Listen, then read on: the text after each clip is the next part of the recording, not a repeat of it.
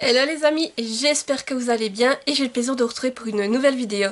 Comme vous avez pu le voir, il s'agit d'une vidéo que vous appréciez beaucoup en général. C'est le Je dégomme ma palle pour 2025.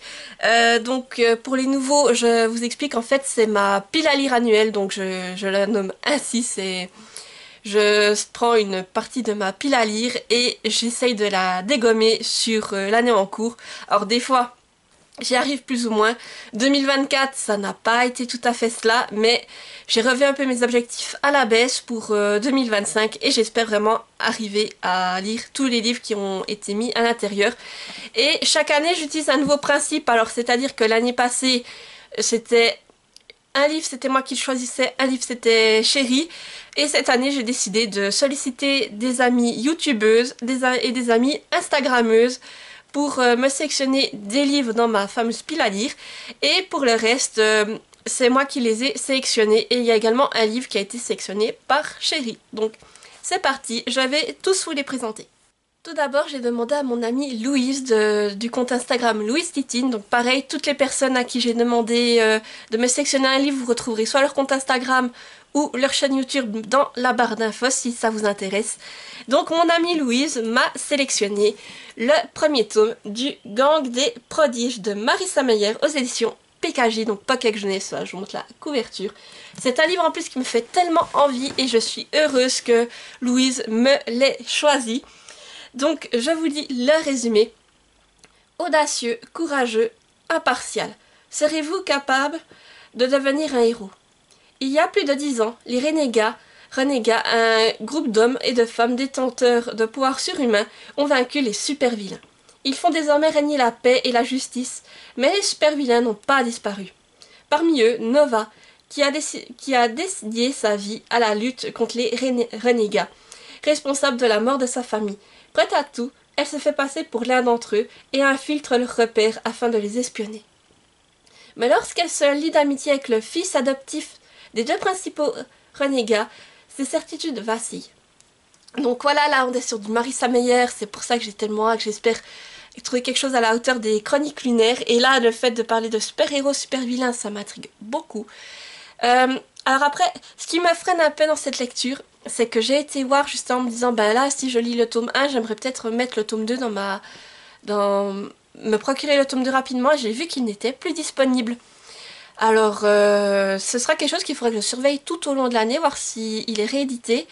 Et au cas où, je sais pas si quelqu'un aussi l'aurait et qu'il ne, en bon état, en grand format et qu'il ne souhaite pas le garder, je suis preneuse, mais voilà, alors il faudrait que je surveille tout cela parce que disons que ça m'embête un peu de le commencer et de l'avoir en papier, d'avoir un énorme coup de cœur et de savoir ensuite que je pourrais pas mais avoir le tome en papier. Alors ça, je pourrais me le procurer en numérique, je pense, mais j'aimerais l'avoir en papier si j'adore. Et du coup, je vais un peu regarder tout au long de l'année 2025 s'il est republié. Et si je le vois republié, me dépêcher de me le procurer avec son tome 3. Comme ça, je suis sûre d'avoir la trilogie dans ma pile à lire. Mais en tout cas, merci beaucoup Louise de me l'avoir choisi parce que tu n'imagines pas comme il me fait envie. Il y a juste cette fameuse contrainte qu'il n'y a plus le tome 2 de disponible actuellement. C'est ça qui m'embête un peu.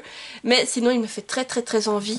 Et alors, c'est une lecture, elle fait... Ouf, c'est une bricasse hein, quand même. Il fait 600 pages, mais c'est écrit assez grand et assez aéré. Et je me dis que si on est... Voilà, je vous montre comment ça donne. Mais si on est sur une intrigue aussi haletante que pour les Chroniques lunaires, ça va se dégommer tout seul. Et c'est pour ça que je préfère avoir le tome 2 sous la main au cas où ce serait un énorme coup de cœur comme les Chroniques lunaires pour pouvoir directement enchaîner avec les autres tomes. Et là, quand j'ai vu ça, ça m'a étonnée parce que c'est rare en plus que certains livres comme ça, dont j'ai beaucoup entendu parler, ne soient plus disponibles. Et là, j'ai un peu regardé partout en me disant est-ce que c'est qu'un endroit qu'il est plus disponible? Eh bien non. Tout partout, c'est que je l'ai cherché, il n'y a plus de stock. Et voilà, c'est ça qui me fait un peu peur de me dire j'ai peur qu'il ne soit pas réédité. Mais en tout cas, j'espère que ça sera le cas. En tout cas, si vous avez des informations, n'hésitez pas à me le dire en commentaire. Ou comme je vous dis, si vous avez... et que vous ne souhaitez pas le garder, ou bien même avec le tome 3, hein, si vous avez les 2 derniers tomes et que vous ne souhaitez pas les garder, vous pouvez toujours me contacter en privé, il y a mon adresse mail dans la barre d'infos. Et si, comme je vous dis, moi je cherche vraiment les grands formats, Et aussi, j'aime quand même que mes livres soient en assez bon état. Donc voilà, vous pouvez toujours me contacter et voir comment est-ce qu'on peut s'organiser. Voilà. Mais voilà, il me fait envie, mais quand même un petit frein au niveau du tome 2. Mais sinon, à voir, je pense quand même essayer de le lire cette année pour respecter le challenge. Ensuite, j'ai demandé à mon amie Ingrid, donc Elodie de la chaîne YouTube Ingrid la lectrice, de me sélectionner un livre et elle m'a sélectionné sans hésitation Félicratie. Donc c'est de H. Lenoir et c'est aux éditions Sarbacane, voilà. Donc c'est une couverture un peu holographique, voilà. Mais je la trouve magnifique et j'adore cette couverture. Et c'est vrai qu'il me faisait très envie, donc merci de me l'avoir choisi Ingrid. Maintenant, Chéri l'a déjà lu, pour vous dire, pour une fois qu'il a lu un livre avant moi. Et là ce sera du coup mon tour de le découvrir et je vous lis le résumé. Je m'appelle Yacine, j'ai 16 ans et mon boulot c'est animal domestique pour extraterrestres. Parce qu'ils ont gagné ces couillons. Ils ont envahi la Terre et comme leur seul point faible c'est les poils de chat, croyez-moi qu'on n'a pas le cul sorti des ronces. Donc oui, le résumé aussi me fait très envie, ça a l'air d'être très drôle, tout ça, et puis ça parle de chats, d'extraterrestres, donc j'ai hâte de me lancer dedans et de voir tout cela. Alors, c'est une lecture qui fait... Là, on est sur un livre qui fait environ 340 pages, c'est une écriture assez standard, mais assez serrée, je trouve. Alors, à voir ce que ça va donner. Mais en tout cas, il me fait très envie. Je crois que Chéri m'avait dit qu'il avait quand même plutôt bien apprécié, donc hâte de le découvrir également. J'ai également demandé à mon amie Julie Landry de me sélectionner un livre et elle a choisi le premier tome de Dark Ascension, donc Vilaine, de Robin Benway aux éditions Hachette Heroes. Voilà, je montre la couverture. Donc pour ceux qui se rappellent, il était déjà dans mon dernier jeu des gommes Mapal et je n'ai malheureusement pas eu le temps de le lire. Donc comme ça, cette année, je pense que ce sera l'occasion de le découvrir. C'est une réécriture sur les deux belles-sœurs de Cendrillon, Javotte et Anastasie. Et là, je vous lis le résumé. Donc il est ici, je crois, le résumé. Oui, voilà. Deux sœurs, une seule chance d'accéder au trône. S'il y a bien une chose dont Javotte et Anastasie sont certaines, c'est qu'elles ne finiront jamais comme leur mère. La dame de Tremaine, qu'elles connaissent, est une matriarche emplie de cruauté et rongée par l'amertume. Les deux sœurs, elles, se sont promis, en elles et entre elles, d'être différentes. Elles verront le monde, trouveront l'amour et ne laisseront jamais leur cœur se changer en pierre. Mues par une rivalité, attisée par Madame de Tremaine, Javotte et Anastasie dansent malgré elles une valse complexe, sur une partition tumultueuse.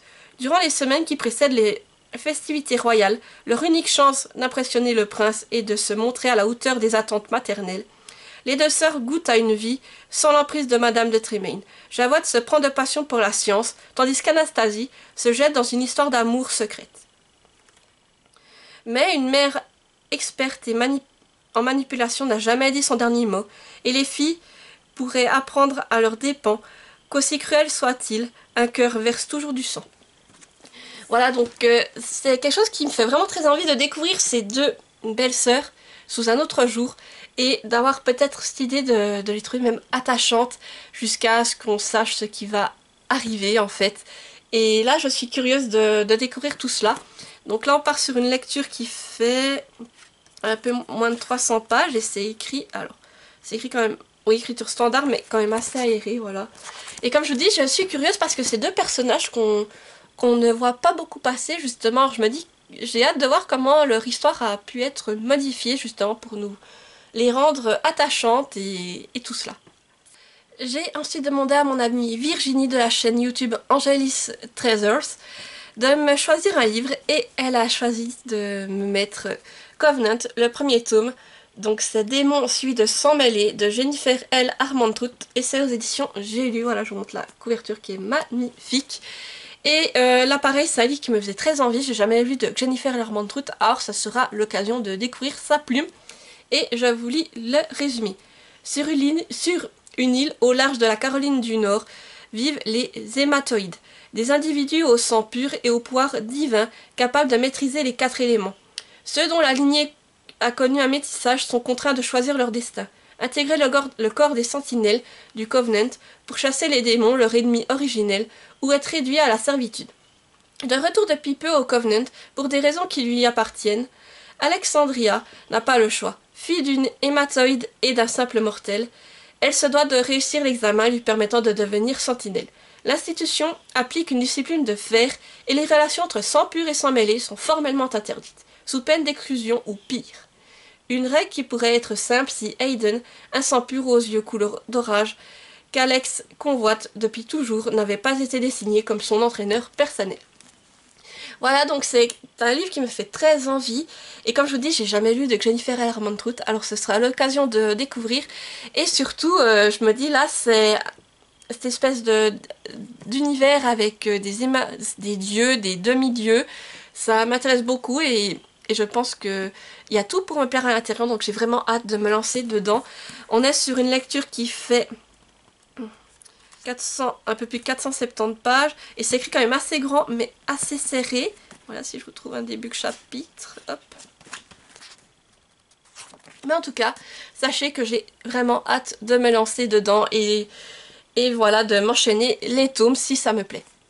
Et j'ai également demandé à mon amie Emily du compte Instagram La Potter Family de me choisir un livre, et elle m'a mis Que la mort soit douce de Laetitia Danae, donc c'est le tome 1 aux éditions Plume Blanche. Voilà, je vous montre la couverture qui est magnifique.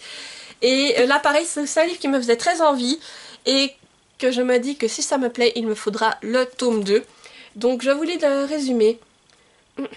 Nous venons de clore les autres entretiens. Il ne reste plus que toi. Es-tu prête? Ai-je vraiment le choix? Depuis le décès de son père, et parce qu'elle voit des fantômes, Catel n'a pas connu une existence très paisible. Seulement, la vie lui prévoit un destin bien plus incroyable. Un destin de Santa Muerte. Donc oui, là on est sur une histoire, je pense que je vais peut-être me garder pour Halloween, vu qu'on parle de Santa Muerte. Et voilà, j'ai jamais découvert non plus la plume de Laetitia Danae, donc j'ai hâte de me lancer dedans. Et j'espère de tout cœur qu'il me plaira, surtout que, comme je dis, avec la Santa Muerte en personnage principal, c'est ça qui m'intéresse beaucoup. Et c'est aussi un personnage que j'ai très peu vu dans mes lectures, donc ça m'intéresse. Et là on est sur une lecture qui fait... Alors déjà le livre est d'une beauté, on est sur un livre qui fait un peu plus de 370 pages. Il est écrit assez grand quand même, assez aéré. Regardez, j'aime beaucoup l'écriture. Et là, vous avez les en-têtes de chapitres qui sont juste magnifiques. Mais vraiment, alors j'ai hâte de me lancer dedans. Et je sais que c'est une duologie, donc si le tome 1 je me plaît, eh bien, je me procurerai le tome 2 pour peut-être essayer de terminer cette saga sur cette année. Et donc, Chéri m'a également choisi un livre. J'avais une idée de ce qu'il pourrait me choisir. Et justement, il a choisi l'auteur que je pensais. Et il m'a donc mis le premier tome du CAC Jack Spark, la saison 1 Été mutant de Victor Dixon aux éditions Gallimard Jeunesse. Je vous montre la couverture, franchement, j'aime beaucoup. Et je vous lis le résumé. Quand Jack Spark, jeune insomniaque de 15 ans, arrive au ranch de Red Rock, il ignore que sa vie est sur le point de basculer, car les méthodes de rééducation de ce camp de vacances dédié aux cas difficiles sont effroyables. Mais comment expliquer les étranges mutations que son corps subit après chaque séance de thérapie? Un cauchemar psychologique et surnaturel au suspense haletant. Voilà, donc comment vous dire qu'il me fait très envie. En plus c'est un Victor Dixon, donc j'ai tous les tomes dans ma pile à lire et je me dis que si il me plaît, je pourrais bien les enchaîner. Et ça me fait plaisir de pouvoir d'avoir justement un livre de Victor Dixon dans cette pile à lire car c'est mon auteur préféré. Et j'ai hâte de découvrir, il me reste le CAC Jack Spark à découvrir et les Vampiria, ainsi que maintenant Agence Perdido. Mais j'ai hâte vraiment de me lancer dans cette saga et de voir ce que j'en pense. Mais en tout cas j'en attends beaucoup. Donc là on est sur une lecture qui fait plus de 610 pages, même presque 620, et c'est écrit quand même de taille standard assez serré. Voilà. Mais j'espère en tout cas que ça va être très addictif et que je vais les dégommer parce qu'en tout cas Victor Dixon, comme je vous dis, c'est un auteur que j'apprécie beaucoup. Et là je crois que c'était son premier roman, je crois même que ça a été écrit avant Animal. Mais en tout cas ce qui est dit dans le résumé me fait très envie et j'ai hâte de découvrir les aventures de Jack Spark. Et pour les lectures qui vont suivre, en fait c'est moi qui les ai sélectionnés pour arriver à un total de 10 livres. Donc tout d'abord j'ai décidé d'intégrer dans cette pile à lire un one shot et je me suis mis du coup Bipocalypse d'Ariel Holt aux éditions L'École des loisirs. Voilà, je vous montre la couverture. Et ce sera l'occasion de découvrir la plume d'Ariel Holst parce que jusqu'à présent, j'ai certains de ces livres dans ma pile à lire, mais je ne les ai pas lus, donc voilà, ce sera l'occasion moi d'en découvrir un. Je vous lis le résumé. Pour se rendre au lycée, Samsara n'oublie jamais sa batte de baseball, ses talismans et son couteau de chasse. Tout ce dont elle a besoin pour affronter les animaux mutants, les fantômes et autres créatures qui ont envahi les rues de Concordia. Sam sait y faire. Il y a 8 ans, elle a survécu à l'apocalypse et aux bouleversements qui ont suivi. Aujourd'hui, nouveau défi. La ville vient de lever la quarantaine de l'ancien parc public, contaminé lors de la fin du monde, et s'apprête à accueillir ses habitants. Certains affirment qu'ils auraient muté, d'autres s'interrogent sur ce qu'ils auraient mangé pour survivre ou qui. Les jumeaux que Sam voit débarquer dans sa classe sont loin de faire taire les rumeurs, peau diaphane, yeux rubicons, dents acérées. Très vite, ceux qui se moquent d'eux ou les prennent à partie sont les victimes d'incidents inexpliqués. Tout semble accuser les nouveaux venus, mais dans une ville comme Concordia, peut-on se fier aux apparences? Une seule façon de le savoir, braver les dangers des quartiers interdits, au risque d'y perdre la vie. Voilà, donc c'est un livre dont le résumé m'intrigue beaucoup, et pareil, j'ai cette curiosité de me dire, mais qu'est-ce qui s'est passé dans cette fameuse ville de Concordia? Et qui sont ces fameux habitants qui ont été un peu exilés. Donc voilà, très curieuse de découvrir tout cela. C'est un livre qui fait plus de 410 pages. Il est écrit quand même assez grand et assez aéré. Et je vois qu'il y a des images dedans, tiens.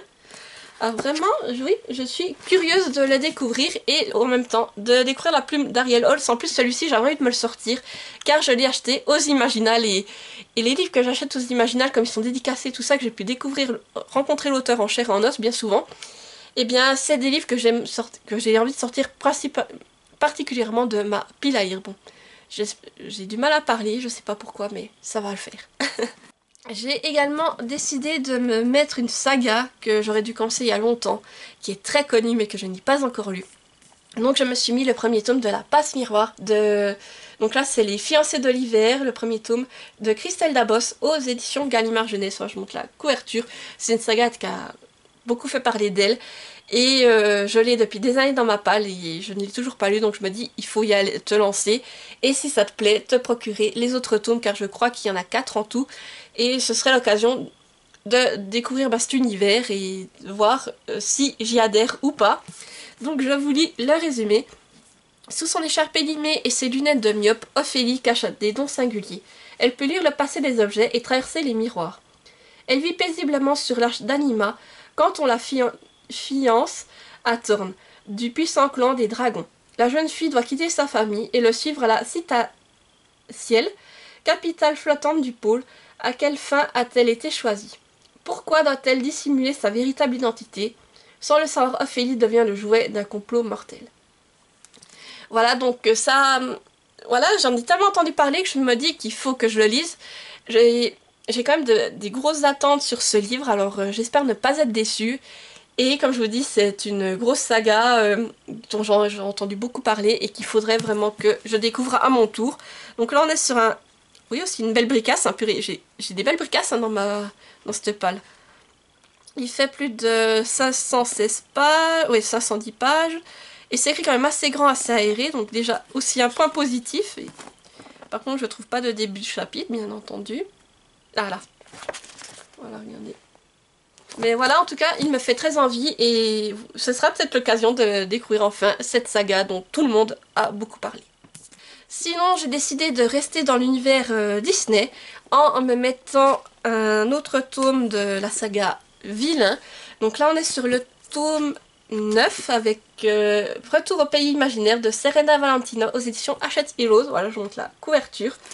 Et là, ce sera une histoire dédiée au capitaine Crochet. Je vous lis donc le résumé. Vous croyez tout savoir sur ce célèbre pirate hanté par le tic-tac d'un réveil, mais connaissez-vous son histoire avant qu'il ne soit devenu l'ennemi juré des garçons perdus, ces enfants qui n'ont jamais été obligés de grandir? Car il y a bien longtemps, un petit garçon qu'on priva de sa chance de devenir un garçon perdu lui aussi. Un petit garçon qui n'avait qu'une envie, retrouver le chemin du pays imaginaire. Un petit garçon qui devint un gentleman, qui détestait tellement son existence bien réglée à Londres, qu'il laissa tout derrière lui pour rejoindre un équipage de pirates. Et de pirate, il devint un capitaine déterminé à retrouver le royaume magique qui avait enchanté son enfance. Le seul endroit où il se fût jamais senti à sa place. Mais rejoindre le pays imaginaire a un prix, surtout pour un homme qui n'a pas eu d'autre choix que de grandir. Voilà, donc là pareil, c'est une histoire où on va en apprendre plus sur le Capitaine Crochet, et c'est quelque chose qui m'intéresse, comme je dis, toutes ces réécritures de contes, en tout cas surtout des Disney, m'intrigue, car là, en plus d'en apprendre davantage sur les vilains, je trouve ça très intéressant, et c'est toujours des lectures agréables. Donc là, on part sur une lecture qui est un peu plus courte pour cette fois. Elle fait environ 250 pages et c'est écrit grand et aéré. Voilà, et comme je vous dis, quand on est dans du Disney, c'est toujours des lectures que je fais avec plaisir, et là, pareil, j'ai hâte de découvrir l'histoire du Capitaine Crochet. Et pour la dernière lecture que j'ai choisie, il y avait une saga aussi que je voulais à tout prix continuer, que je ne pouvais pas faire autrement que de mettre dans cette pile à lire. C'est la saga Frisson Suisse, et j'ai donc décidé de lire le Frisson Suisse qui se nomme La jeune fille du lac noir de Marie Javet aux éditions Ouzou Suisse. Voilà, je vous montre la couverture et je vous lis le résumé. Alex et Mara passent leurs vacances d'été dans un camp près du lac Noir. Les centres d'intérêt des deux cousins ont changé, l'entente est difficile, mais des phénomènes étranges vont les réunir. Qui est Jana, cette jeune fille mystérieuse dont s'est rapprochée Mara? Que lui veut cette vieille femme rencontrée lors d'une excursion sur le chemin des sorcières du lac Noir? Ce lac renferme bien des secrets que les adolescents vont tenter de percer à leur risque et péril. Voilà, donc un petit frisson suisse, m'a dit ça passe bien, et surtout celui-là je pourrais le lire en été, c'est ça qui est agréable, et en apprendre plus sur la région du lac Noir et sur ses mystères. En tout cas j'ai hâte, et c'est toujours des lectures qui passent super bien, donc je me réjouis de la découvrir. Et voilà, j'arrive au bout de cette pile à lire, j'espère qu'elle vous aura plu. N'hésitez pas à me dire en commentaire s'il y a certains de ces livres que vous avez lus, si vous les avez aimés. Vous allez peut-être me motiver à les sortir en tout premier de la pile à lire. Ou sinon, n'hésitez pas à me dire si vous aussi vous avez fait une pile à lire, qu'est-ce que vous avez mis à l'intérieur. Et si vous êtes trop timide pour laisser un commentaire, vous pouvez me mettre un emoji avec, en lien avec le livre qui vous tente le plus, tout simplement. Et comme d'habitude, n'hésitez pas à mettre un petit pouce en l'air pour soutenir la vidéo, à activer la petite cloche pour ne pas rater celles qui vont suivre, et à vous abonner car ça fait plaisir et ça soutient la chaîne. Sur ce, je vous dis à bientôt pour une nouvelle vidéo et portez-vous bien. Bye bye!